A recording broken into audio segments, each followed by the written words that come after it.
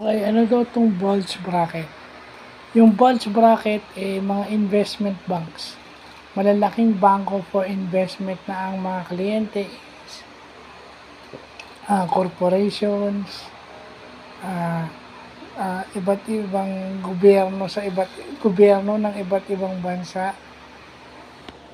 ah, corporations, sinulat ko corporations, ah, gov mga gobyerno ng iba't ibang bansa at institutional investors. So, yun ang kliyente ng bulge bracket.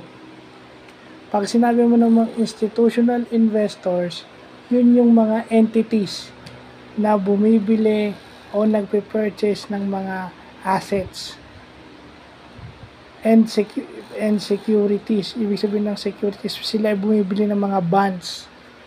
Nagba-buy and sell sila ng bonds. So, yun yung mga importanteng nalalaman natin, yung bulge bracket, investment banks yun, at yung institutional investor. Kumbaga, sila ay institution sa pag-i-invest.